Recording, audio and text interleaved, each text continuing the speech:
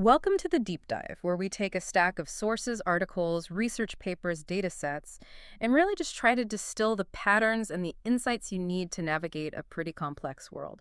And today we are doing a structural review of policy. Specifically, we're looking at why some laws seem almost designed to create the exact opposite of what they're trying to achieve. Right. And we're diving into a concept that a lot of the literature calls the iron law of policy. And we're going to use a really familiar, really complex case study to make it concrete: decades of drug enforcement. Yeah. Okay, so let's unpack that. Our mission today is purely analytical. It's not political, it's structural. Right. We want to pull out that key insight. What happens when you try to eliminate a persistent demand just through criminalization? And how do the costs and the risks, how do they just shift around instead of disappearing? Precisely. And to get at that, you have to start with the goals. Mm. I mean, before you make a policy, you have to define the problem you're trying to solve. And our sources show this real failure to distinguish between four very different things when we talk about the drugs problem. And these four are the framework for everything we're talking about today. Policy has to be clear here. So, number one, are we worried that the substances themselves just exist? Yep. The plant, the chemical, whatever it is? Or is it number two? Yeah. Are we worried that people use them at all? Mm. Is any consumption, an unacceptable outcome? The third one is a lot narrower. It asks, are we worried that some people become dependent? That a minority of users go from, say, occasional use to problematic dependency-driven use? And then finally, the fourth possibility. Are we just focused on the harm that occurs? So that could be overdose, health issues, or, crime and violence that affects users and the wider community. It makes a huge difference if you're trying to eliminate a plant versus trying to reduce hospital visits. It's a world of difference. And yet for decades, so much policy has defaulted to this one kind of instinctive response. If we make it illegal enough, people will stop. And if they don't, well, we just need more enforcement. And that's the core assumption. If you choose eradication as your goal, eliminating the existence or the use, you are defining success as zero. But the question the data forces us to ask is, has that actually worked? Has decades of escalating enforcement led to eradication? And the evidence is pretty clear. Structurally, no. Despite, trillions spent on prohibition and criminalization, the data just keeps showing three things. The drugs haven't disappeared, the global demand is still there, and new, often more dangerous substances keep showing up faster than we can write laws about them. So if the failure isn't a lack of effort, we have to look deeper. We have to look at the market dynamics. But hang on, the political reflex is always just more enforcement, right? Harsher penalties. So how did the sources really prove it's this market adaptation and not just, a lack of effort? Because the entire calculus of the market changes the second you make it illegal. This is the aha moment. The failure isn't passive, it's an active adaptation. When you criminalize the supply chain, the number one incentive for the supplier shifts. It's no longer just about profit. It's about risk minimization. And that risk is purely logistical. It's about not getting caught. Exactly. When you look at it from the perspective of a criminal enterprise, your biggest cost isn't making the product. Your biggest cost is a prison sentence. Right. So the highest profit margins suddenly go to the product that gives you the most bang, the smallest, most concealable buck. And that's where the iron law of prohibition really kicks in. The suppliers are, they're structurally pushed towards substances that They're potent, easier to conceal, right, harder to detect, and quicker to sell. Moving a ton of, say, dried plant material needs warehouses, trucks, border crossings. It's a huge visible operation. It's vulnerable. But moving a suitcase full of highly concentrated synthetic powder, that's far less risky. The entire calculation shifts away from volume, which is visible, to purity, which you can make in a small hidden lab. This has to completely change who's in the market and what they're making. It does. The market naturally shifts away from the bulky, low-potency stuff, which is just too risky to move, and it runs toward the small, strong, concentrated stuff. The risk doesn't go away. It just gets baked into the product itself. Wait, so the policy that was designed to reduce the risk of a substance actually makes the substance itself more physically dangerous for the person using it. That's completely backwards. It's the ultimate paradox. We didn't get safer drugs by banning them harder. We got less predictable and dramatically more potent drugs. And this logistical pressure holds true for every category of illicit substance. And it has Well, direct, painful public health consequences. Because you end up with zero quality control, right? I mean, a legal company has to guarantee purity and dosage. A black market supplier has the opposite incentive: cut costs, spike the potency, consequences be damned. Which means you see this exponential increase in preventable harm. Users face a much higher overdose risk because the dosage is a mystery. They face risks from whatever it's been cut with. Mm. The whole system, the one structured by prohibition, actively makes everything more dangerous. So if the goal was to reduce harm, the market is actively working against it.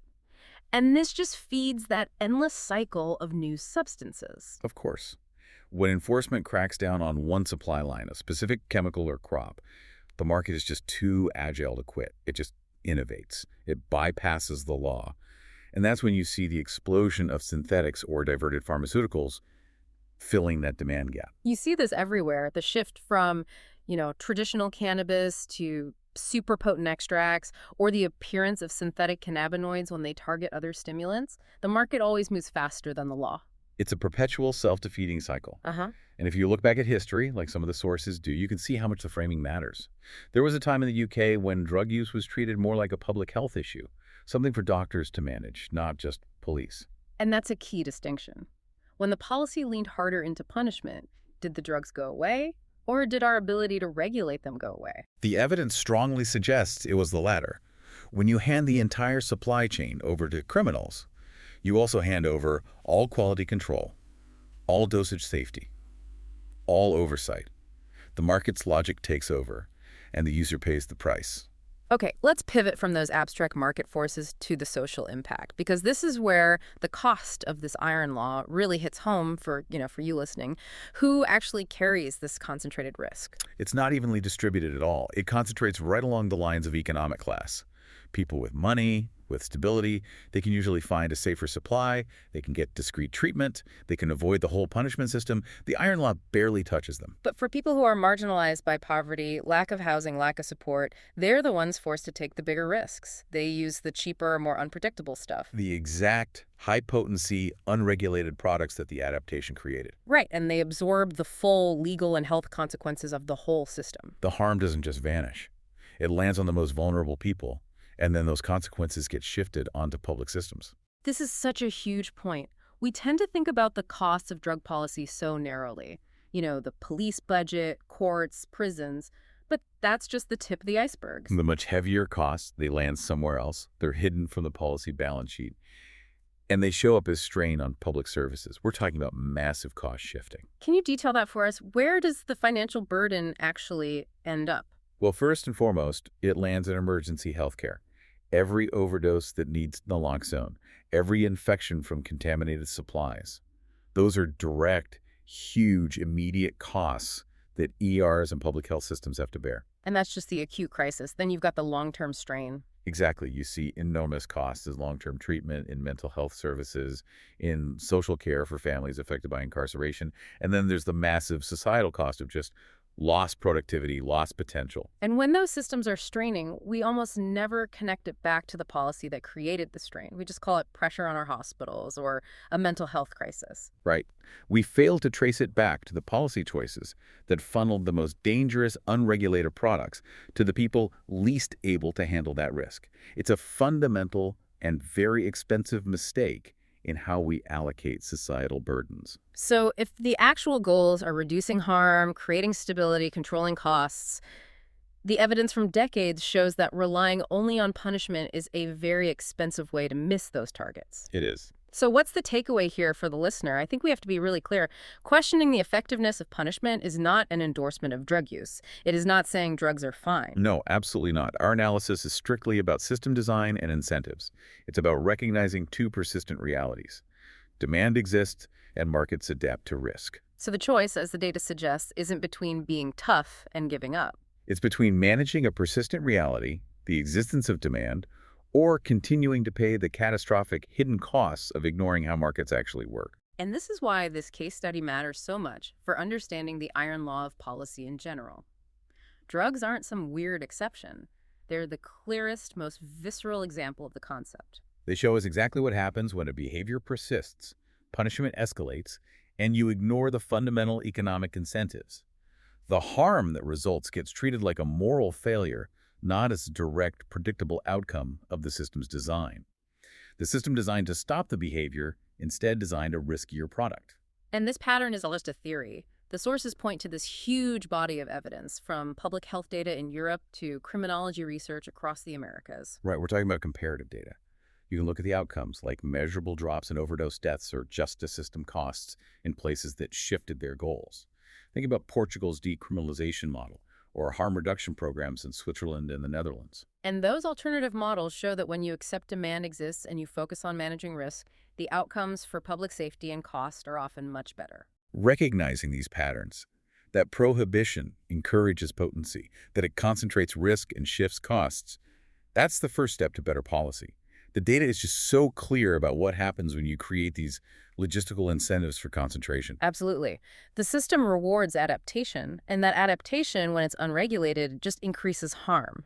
The policy doesn't get rid of the problem, it just makes it less visible, more dangerous, and way more costly for everyone else. The deep dive today showed how these unintended consequences, rooted in simple logistics, can completely derail policy goals, concentrating harm and increasing risk, even with good intentions. Yeah.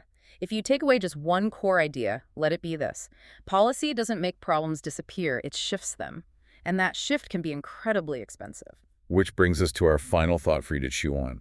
Since this iron law holds true whenever a behavior persists and incentives are ignored, maybe ask yourself this. Where else in policy, maybe with taxes on specific goods or environmental regulations or even rules about housing, do we see this same pattern? Where does enforcement pressure just push the market toward less visible, riskier, or more concentrated outcomes? Think about where the cost is being shifted and where the risk is really concentrating. Thank you for joining us for this deep dive.